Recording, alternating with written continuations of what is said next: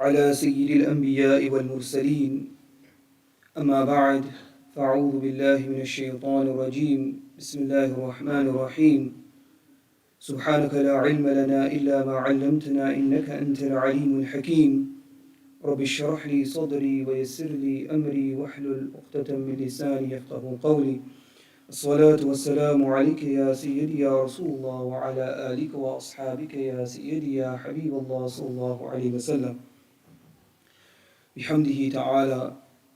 Last year we were discussing in regards to the biography of the Khulafa Rashidun. We covered the life of the greatest after the Prophet alayhi salam, Sayyiduna Abu Bakr Siddiq radiallahu ta'ala an, and we also discussed in regards to the greatest after him, Sayyiduna Umar radiallahu ta'ala an. Bihamdihi ta'ala, today starts our discussion on the third of the four Khalifahs, the one who was the son-in-law of the Prophet sallallahu alaihi wasallam not once but twice, who purchased Jannah from Rasulullah sallallahu alaihi wasallam on numerous occasions. He was from the 10 promised Jannah and very beloved to the Prophet sallallahu alaihi wasallam. Suffice to say that in one beautiful narration, Rasulullah sallallahu alaihi wasallam, he said that in Jannah every prophet has a friend, and my friend in Jannah will be Uthman radiallahu ta'ala. And this is no ordinary individual or no any small personality. And in reality, the four Khulafa, they reflect certain characteristics, certain attributes. And you can then look into their life like a mirror and take lessons and advice and admonishment. And in regard to Sayyidina Uthman in particular, there are so many important lessons for the 21st century that we can learn, which we will be discussing in particular about social media, inshaAllah ta'ala. How the life of Sayyidina Uthman links to the problems that we face with the advent of social media. To begin, Sayyidina Uthman radiallahu ta'ala, and he was related to the Prophet sallallahu alayhi wasallam from both sides, from his mother's side and his father's side. From his father's side, they were separated by 5 generations. Yani at the grandfather of the grandfather of the Prophet sallallahu alayhi wasallam, Sayyidina Abd Manaf, this is where the lineage links. But what's beautiful from his mother's side, his relationship with the Prophet sallallahu alayhi wasallam is unique. Because his nani, his mother's mother, her name was Hakim al-Bayda. She was the sister of Sayyidina Abdullah, the father of the Prophet sallallahu alaihi wasallam. i.e. the nani was the auntie of the Prophet sallallahu alaihi wasallam. But not just sister, rather Sayyidina Abdullah and the nani, i.e. Hakim al-Bayda, they were twins. They were born in the same birth. So in this way, they were very closely related, i.e. Sayyidina Uthman and the Prophet sallallahu alaihi wasallam. He was born 6 years after Prophet sallallahu alaihi wasallam, after Amul Fil. So now if you wanted to place the Khulafa in order of age, then Sayyidina Abu Bakr Siddiq, he is the eldest. Followed by Sayyidina Uthman, he's next in line in terms of age.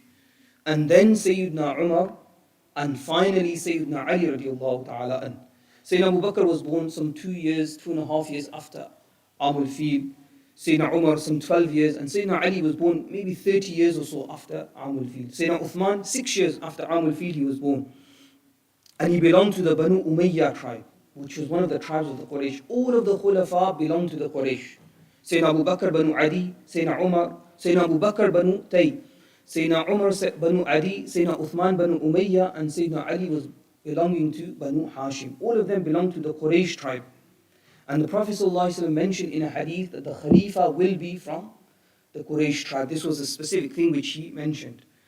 Now, in addition to this, we mentioned that Sayyidina Uthman had a very close relationship with the Prophet ﷺ, so it'll be no surprise then that when we look at the appearance of Sayyidina Uthman, he looked very much like Prophet ﷺ.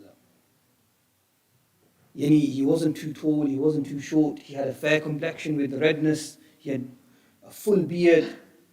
In many ways, he resembled the Prophet ﷺ up to that extent that the Prophet ﷺ once, he said, when his daughter would eventually be married to Sayyidina Uthman, that your father resembles two individuals, or rather Uthman, your husband, he resembles two individuals. So the daughter, she asked, who does he resemble? And the Prophet ﷺ said, Sayyidina Uthman from the Quraysh, he resembles, first and foremost, he looks the most like my great-grandfather, Sayyidina Ibrahim alayhi salam.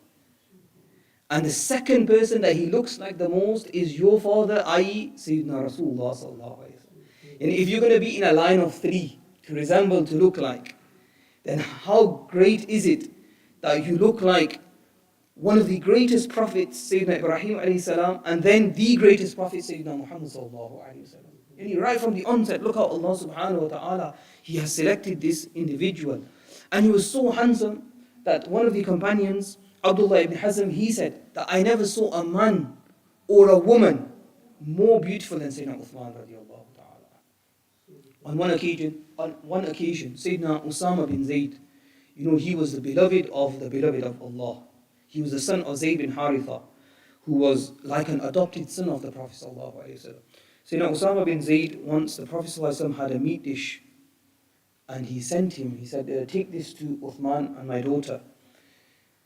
When Sayyidina Usama, he entered, Sayyidina Uthman and the daughter Sayyidina Ruqayya, they were sat on one bed, you can see. And when he presented the dish, he was looking at these two beautiful individuals. When he came back to the Prophet sallallahu alaihi wasallam, by the way, Sayyidina Usama at this age, he was very young.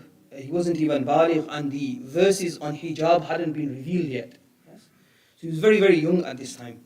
So when he came to the Prophet ﷺ, the Prophet ﷺ said, what did you see? And then the Prophet ﷺ himself said, have you seen a more beautiful couple than this? And Sayyidina Usama bin Zayd, he said, Ya Rasulullah ﷺ, I have never seen any two individuals more beautiful than these two, i.e. Sayyidina Uthman radiallahu ta'ala and his wife, the daughter of Prophet ﷺ, Sayyidina Ruqayya. It's mentioned later on, Sayyidina Uthman would actually wear a parda. Today, women, they don't like to wear a niqab. In those times, even some of the men would wear niqab to stop fitna, to stop fasad, to stop jealousy. And Sayyidina Uthman radiallahu ta'ala was one of those individuals, because he was so handsome and he was so beautiful. Then to avoid fitna, he used to wear a niqab, he used to wear a veil. Sayyidina Uthman in his early life, if you were to remove the name and just read his biography, it reads like the biography of Rasulullah sallallahu alaihi wasallam. Rasulullah sallallahu alaihi wasallam, he mentioned that in Ayyam al-Jahiliyyah, in the time of ignorance, Allah saved two individuals from the fitna and fasad of that time. The first one we already know was Sayyidina Abu Bakr Siddiq radiallahu ta'ala. He never used to worship idols, he never used to drink alcohol. The second individual was Sayyidina Uthman radiallahu ta'ala. Right from the onset, he had a very unique character. And I want you to reflect, look at the people who are going to follow the Prophet sallallahu alaihi wasallam. This shows the truthfulness of Islam. Sayyidina Uthman radiallahu ta'ala, he never prostrated to idols. He wasn't a mushrik. Although he wasn't openly going around telling people not to worship idols, but he himself, he didn't understand why people used to bow down to idols. Additionally to this, he never drank alcohol. When they asked him, why did you not drink alcohol? In those times, आपको मालूम है कि उस ज़माने में लोग पानी जैसा शराब पिया करते थे. They used to drink wine like they used to drink water. This was something which was very easily accessible to them. And so they would drink alcohol, but he says, I would not drink alcohol because Allah gave me the gift of intellect.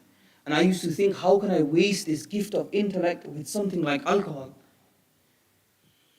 Now, again, in those times, it was very common for people to engage in zina, in fornication.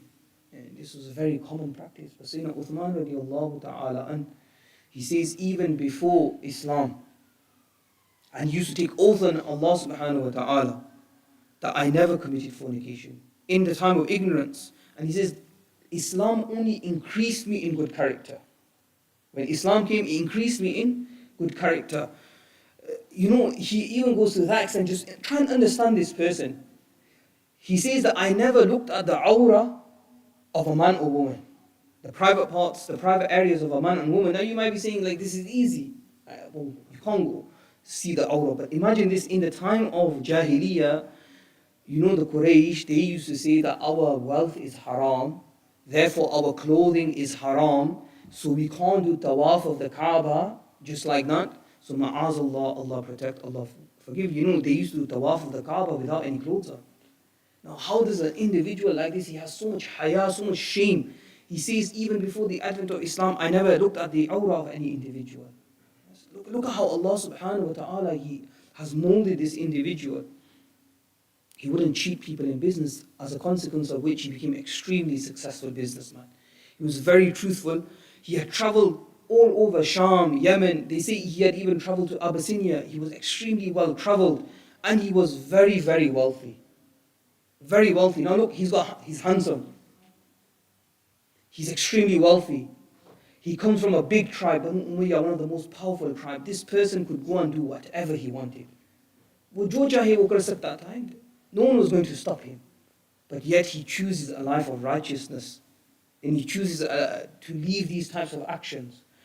On one occasion, जब वो शायद शाम गए थे तिजारत करने के लिए, he went to business for Sham, and he had a dream when he went to sleep. And in his dream, he saw that a person was saying that Ahmad has arrived in the lands of Makkah. Ahmad has arrived in the lands of Makkah. He didn't understand the dream. He went back home. He was speaking to his auntie, and his auntie mentioned to him about there's this prophecy of the coming of a prophet. But ultimately, how does Sayyidina Uthman accept Islam? Who is the individual who gives him da'wah, who invites him? It is, of course, Sayyidina Abu Bakr Siddiq, because they were very similar and they used to be very good friends. Now, when Sayyidina Abu Bakr Siddiq invites him towards Islam, Sayyidina Uthman radiallahu ta'ala, he doesn't have a million and one questions. He takes him to the Prophet sallallahu alaihi wasallam. The Prophet sallallahu alaihi wasallam says to him, "O Uthman, I am a prophet of Allah. Accept Islam." And Sayyidina Uthman radiallahu ta'ala, he recites the kalima. Now I want you to pause here and think about something. You know, all of these qualities that I mentioned, Sayyidina Uthman, in addition to all of this, he was one of the most beloved men in Makkah al-Mukarramah. They used to have nursery rhymes. You know how we sing nursery rhymes to children?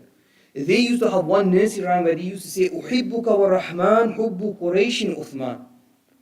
I love you by Rahman like the Quraysh love Uthman. This is what a mother would say to her child. This is how much the Quraysh, they used to love Sayyidina Uthman radiallahu ta'ala, because he had such amazing character. When he used to go on trade, जब वो तिजारत के लिए जाते थे, when he would come back, he would distribute charity amongst the people of Makkah al-Mukarramah. He wouldn't cheat people, he wouldn't lie to people. And so the people had this extreme love for him. Now, Sayyidina Uthman, he knew, वो जानते थे कि if I leave this religion, all of this love and respect people have for me is going to be finished. But Sayyidina Uthman radiallahu ta'ala, he was just waiting for Islam. He was just waiting for the arrival of Islam so that he can accept Islam and he can enter into this beautiful religion. And when he's invited, immediately, not asking for mu'jizah, not asking for miracle, he accepts Islam. Now, after this is mentioned, when Sayyidina Uthman accepted Islam, it wasn't easy for him.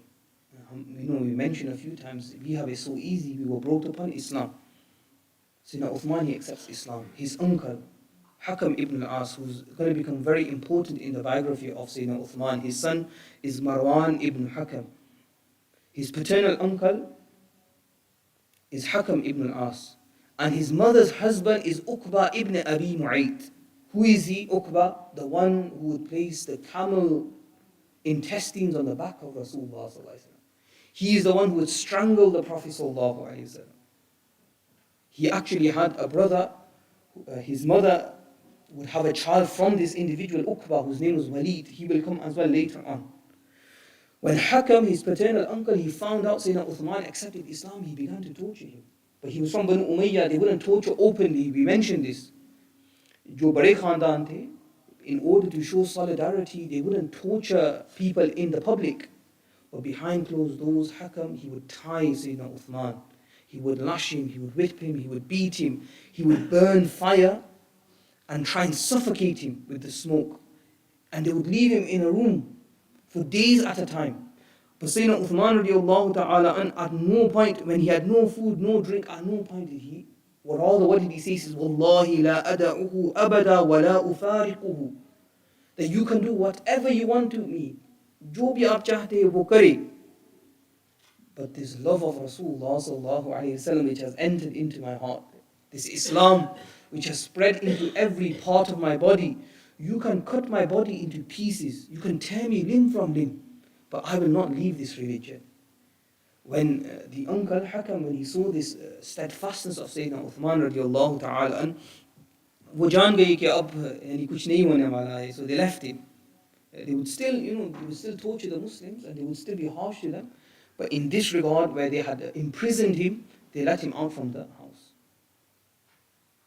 We move on then to the discussion of the marriage of Sayyidina Uthman radiallahu ta'ala anhu, which is very interesting that Sayyidina Uthman, there's no narration that he married previous to his marriage to the daughter of Rasulullah sallallahu alayhi wa sallam. There are some narrations which mention he actually wanted to marry Sayyidah Ruqayya, but he was very upset. Why was he upset? Because you will know that the Prophet sallallahu alayhi wa sallam had how many daughters? He had 4 daughters. Yes, Sayyidah Zainab, Sayyidah Ruqayya, Sayyidah Kulthum, and Sayyidah Fatima radiallahu ta'ala. Sayyidah Zainab was already married to Sayyidina Abu al-As, who would later accept Islam. The other 2 daughters, you know who they were married to initially? They were married to the children of Abu Lahab, Utbah and Utayba. Yani one of the greatest enemies of the Prophet ﷺ, they were already engaged. Ruqsati abi nahi hui thi, they hadn't moved in, but they were engaged to be married. Yani Sayyidah Ruqayya to Utbah and Sayyidah Kulthum to Utayba. Now when the Prophet ﷺ stood on Mount Safa and he invited the people to Islam, and you know Abu Lahab ne jo, yani what he said, I will not mention those words. Which surah was revealed? Surah Lahab, Tabbat yada Abi Lahab. Abu Lahab, he got so angry when this surah was revealed. He went back home and he said to his children, and the Quraysh, they got together, they said, we will find the most beautiful woman in Mecca for you. All you have to do is divorce these 2 daughters of the Prophet sallallahu alaihi wasallam. Now, I want you to pay attention. Anyone who's had a sister, who's had an auntie, who's had a daughter who has had to go through this difficulty, I want you to pay attention to this story, because there is solace in this. What the Prophet ﷺ had to go through, what his daughters had to go through. And I want you to remember the verse in Surah Baqarah. أَسَىٰ أَن تُحِبُّ شَيْءً وَهُوَ شَرٌّ لَكُمْ. Perhaps you love a thing, but it is bad for you. And the verse which says, وَأَسَىٰ أَن تُكْرِهُ شَيْءً وَهُوَ خَيْرٌ لَكُمْ. Perhaps you hate a thing, but it is good for you. Now Utbah, when he divorces, in the tradition we don't find anything much. Okay, what usne kya kiya, lekin jo Utayba ne kiya. And this was a very wretched individual, a disgusting individual. He didn't just divorce. He went to the Prophet ﷺ. He began to insult the Prophet ﷺ. Ye jo Quran hai aapke paas, which talks about stars coming and this and that. He began to insult him. He began to mock him. He says, I don't love you. I don't love your daughter. I hate you. I hate your daughter. He began to spit in the direction of the Prophet ﷺ. Up to that extent, some narrations mention he went and he tore the shirt of the Prophet ﷺ. He says, I've divorced your daughter. Now the Prophet ﷺ at that time, the Prophet ﷺ generally for himself, he would not make such du'as, but when his other people were involved, he said, Allahumma sallit alayhi kalbam min kilabik.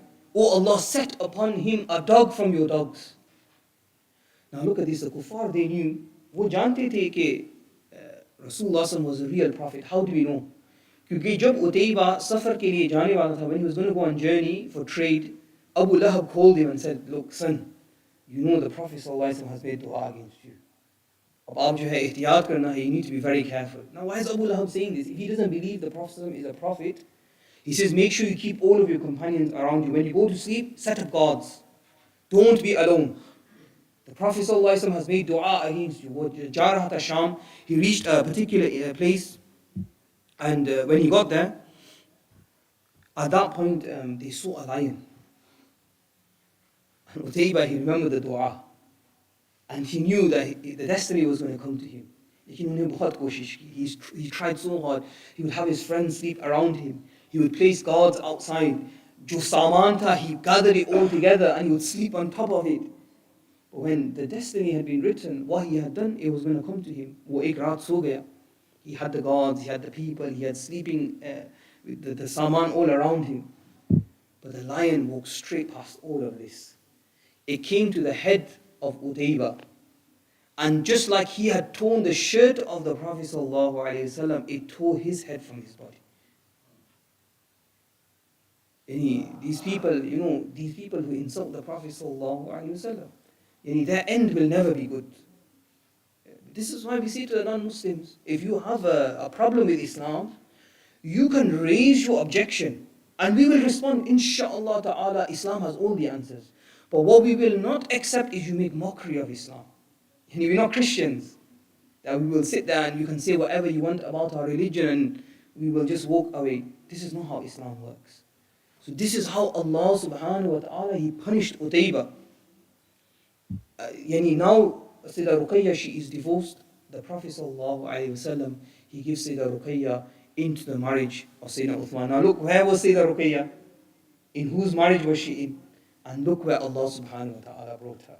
The most handsome, the most beautiful, the wealthiest, the best character, the best adab of the people of Quraysh, Sayyidina Uthman radiallahu ta'ala. And this was an amazing marriage ceremony, is mentioned. On one occasion, the Prophet ﷺ, he went to visit them, and Sayyidah Ruqayya was washing the hair of Sayyidina Uthman radiallahu ta'ala. And the Prophet ﷺ said, O Uthman, do not cause any harm to Abu Abdullah, Sayyidina Uthman. Do not cause any harm to him. Because from all of the Quraysh, the one who resembles me most khulukan, the one who resembles me most in character, is this man, Sayyidina Uthman radiallahu ta'ala. Prophet sallallahu alayhi wa sallam, then after this is mentioned that the people, they were doing hardship, they were causing a lot of problems to the Muslims. So in the 5th year after Hijrah, the Prophet ﷺ instructed that some of the companions, they migrate from Makkah al-Mukarramah to Madinah al-Munawwarah. And from those individuals who migrated in the first migration, one of the first people to migrate, because he already had so much knowledge, because he traveled so much, it was Sayyidina Uthman radiallahu ta'ala. He traveled with his wife, and the Prophet ﷺ said, the first person, Uthman wo pehla shakhs hai, after Sayyidina Lut alayhi salam, to migrate with his family. He left Makkah al-Mukarramah behind. He traveled with some individuals, and they established a community in Abyssinia, in Habasha, under Najashi, the king, who was a Christian, but he allowed the Muslims to stay. And he was like the leader of the people who migrated. He was guiding them, he was leading them. One person, when they returned, if you remember back to the seerah of the Prophet ﷺ, the Prophet ﷺ had went outside of Makkah al-Mukarramah. He had recited some verses of the Quran, and the people had gone into sajda, and the rumor spread. These rumors spreading is going to be very common in the life of Sayyidina Uthman. A rumor spread that the Quraysh had accepted Islam. So the people in Abyssinia, what did they do? They returned back to Makkah al-Mukarramah.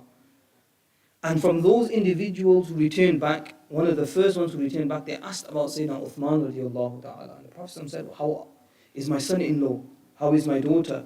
And look at this, Sayyidina Uthman radiallahu ta'ala, and the person, they said that we saw Uthman, he was supporting Ruqayya to get onto the mount, onto the horse or the donkey or whatever it was. And he himself was holding the bridle, and she was sat on the animal and he was holding the bridle. And the Prophet ﷺ, he became so happy when he heard this, he made dua for them, that Allah subhanahu wa ta'ala supports them and safeguards them. Well, because of this rumor, people started coming back. Amongst those people that came back from Abyssinia, one of those individuals was Sayyidina Uthman radiallahu ta'ala. Wo bhi wapas aa gaye. When he had heard this, now he didn't want to go back to Abyssinia. He wanted to stay in the company of Rasulullah sallallahu alaihi wasallam, and so he stayed with the Prophet sallallahu alaihi wasallam until they migrated for a second time to Madinah al-Munawwarah. After 13 years in Makkah al-Mukarramah, the Prophet sallallahu alaihi wasallam, he tried to spread the message of Islam. When people would not accept the message, then the Prophet sallallahu alaihi wasallam gave them ijazah, he gave them permission to migrate from Makkah al-Mukarramah to Madinah al-Munawwarah. And Sayyidina Uthman radiallahu ta'ala, he migrated with Sayyidah Ruqayya to Madinah al-Munawwarah. This is why he's been given the title of Dhu Hijratayn, the one of two hijras. When we think about hijrah, we think it's something minor. They went from Makkah to Medina. And you think about leaving everything behind, all of your wealth, property behind. Think about leaving this, your family, your friends, your house, your home, everything which you know. And Sayyidina Uthman didn't do it once, he did it twice. Yes. He arrives in Madinah to Munawwara, and inshallah, from this point, we're going to continue tomorrow his life in Madinah to Munawwara. But before that, I'll just mention just one final story about how he supported the early Muslim community in Madinah to Munawwara. Sayyidina Uthman, he was, they had the ukhuwah when they made the brotherhood. His brother was the brother of Hassan bin Thabit, the poet of Rasulullah, his brother, and Sayyidina Uthman, they were made brothers. Now Sayyidina Uthman was an extremely successful merchant. And he had loads of, some people, they're very knowledgeable in maybe Amazon drop shipping. But you give them a cloth, they don't know what to do with cloth. Some people are very good at buying and selling cloth. But if you give them another business, they don't know what to do. Sayyidina Uthman, he was very experienced in all different types of trade. So he goes to the marketplace in Madinah to Munawwara, and very quickly he becomes extremely successful merchant. Now the Muslims have an issue. The Muslims, they have no drinking water. There's no sweet water in Madinah to Munawwara. Just one well in Aqiq, which is owned by a man from Banu Khifar, a Jewish man. And the Muslims, he's making it very difficult for them. Very difficult for them to get water. Now look at how intelligent Sayyidina Uthman is. The Prophet ﷺ, he mentions about somebody from the Muslims buying this well. कि मुसलमान में से कोई ये जो कुआं है वो खरीदे ताकि मुसलमान फायदा हासिल करे. He doesn't say you have to do work for anything. Just buy it so it becomes easier for the Muslims. It's called bi'ruma. Sayyidina Uthman radiallahu ta'ala, he goes to this man from Banu Khifar and he says to him that I want to buy this well. Because he's selling it at a very high price, the water to the Muslims. This man, he has the audacity, and he says, I will sell you the well for 40,000 dirhams. This was the entire wealth of Sayyidina Abu Bakr Siddiq, 40,000 dirhams. When he accepted Islam, this is what he had. So look at Sayyidina Uthman, he says to him? He says to him, okay, TK, I won't buy the full well. We'll do this, I'll buy half the well. How do you buy half the well? Now, one day it will be my turn, whatever money is made, I will take. And one day will be your turn, whatever money is made, you can take. He says, how much for half the well? He says, that's fine, 12,000 dirhams. So Sayyidina Uthman, he accepts. Now he goes to the Muslims and he says to them, on the day when it's my turn, the water is free of charge. Take as much as you want. So ab Musliman jate hai, and on the day when it's Sayyidina Uthman's turn, they take double the water. Enough for 2 days. Now the profits for this man from Banu Khifar, it goes down. And he's no longer making any profit, or not as much profit anymore. Because the water is free one day, so everybody goes on that day and they purchase as much water as they need. Now Sayyidina Uthman, he goes back to him and he says to him, look, I want to buy the second half as well. How much will you sell it to me for? He says 8,000 dirhams. And so in 20,000 dirhams, Sayyidina Uthman, which again was a very high price. Just to understand, a chicken in the time of the Prophet ﷺ would be sold for 1 dirham. So try to understand how much 20,000 dirhams is. But Sayyidina Uthman, he buys it. And he goes to the Prophet ﷺ and he says, Ya Rasulullah, you said that there is Jannah, there is a spring in Jannah for the one who buys bi'ruma. Is that still the case? And the Prophet ﷺ says, yes. He says, know that this well, I have given it as a waqf to the Muslims. And it's free for the Muslims. And he's providing water. They say, by the way, this bi'ruma, it became known as bi'r Uthman. The waqf is still going on till today. That waqf which he started 1400 years ago, with the money which was accumulated, land was bought, and then the harvest would come, and then the harvest would be invested, and this continued. They bought properties, they bought hotels, all of this sadaqah jariyah still today going into the scroll of Sayyidina Uthman. In this regard, inshaAllah ta'ala, we will continue. Tomorrow, I request that you invite your friends and family to attend as well, inshaAllah ta'ala. We make dua to Allah. Allah subhanahu wa ta'ala give us the ability to walk in the footsteps of Sayyidina Uthman radiallahu ta'ala. And may Allah subhanahu wa ta'ala give us the ability to learn about the religion and to act upon the religion. We ask for His forgiveness, for His grace. Wa sallallahu ala Sayyidina Muhammadin wa ala alihi wa ashabihi ajma'in bi rahmatika ya